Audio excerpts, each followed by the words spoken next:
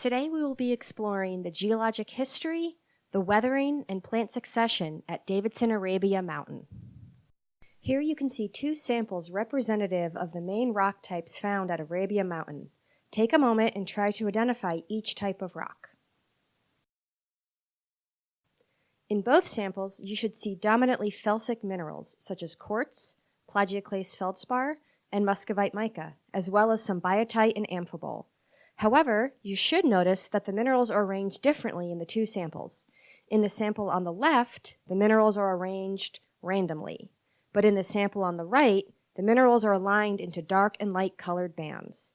Take another moment and think about what each of these two samples might be. The sample on the left is granite, a phaneritic, felsic, intrusive igneous rock. The sample on the right is a gneiss, a foliated metamorphic rock. Both rocks are intermixed here at Arabia Mountain. Let's now look for additional evidence for the igneous origin of some of the rocks. Observe how the rocks on the surface are weathered. Notice how the rocks look as if they are breaking or peeling off in curved plates. This is a form of mechanical weathering called exfoliation. The rock mass, or pluton, at depth is under high pressure from overlying rocks. As the pluton is brought to the surface through tectonic processes and the weathering of overlying rocks, the rock mass is subjected to progressively less and less pressure. This allows the rock to expand outwards and crack. Once the cracks develop, water enters and causes chemical weathering. This enhances both chemical and physical weathering and encourages the slabs of rock to detach from the surface in curved sheets. If we start to look at the surface of the rocks more closely, we can start to see some other interesting features. Here we can see an example of a pegmatite, an intrusive igneous rock with interlocking crystals larger than 2.5 centimeters in size. This pegmatite contains quartz and tourmaline, a silicate mineral with boron and other elements such as aluminum, iron, magnesium, sodium, lithium, or potassium. Here we can see a rust-colored mineral. This is garnet. In some places, chemical weathering has started to break down the garnet and leave behind an iron oxide, rust-looking residue. Look to the left and you can see the top of Arabia Mountain in the background. Let's go check it out. Take a few moments to look around and enjoy the view. While looking around, in addition to seeing more exfoliation weathering, you'll also notice a number of pits in the rock. These are dissolution pits, similar to what can be found at Stone Mountain.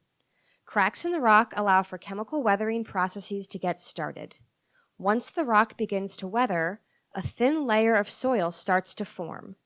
Soon, plants are able to take root in these pits. This only speeds up the weathering process because the plants are producing organic acids. With more weathering comes more soil and larger plants. One of the first plants to be established in the pits is Diamorpha, the beautiful, small, red succulent plant you can see here. In some pits, we even see cacti, such as the prickly pear cactus seen here.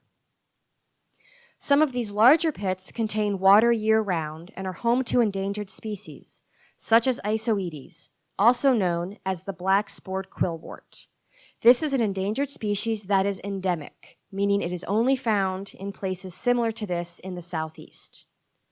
Another interesting feature found at the top of Arabia Mountain is a United States Geologic Survey marker. This is a marker used as a geo-referenced location to measure the exact location and height of Arabia Mountain over time. Arabia Mountain was uplifted and exposed about 300 million years ago during the Alleghanian orogeny, and used to be about 10,000 feet higher than it is today.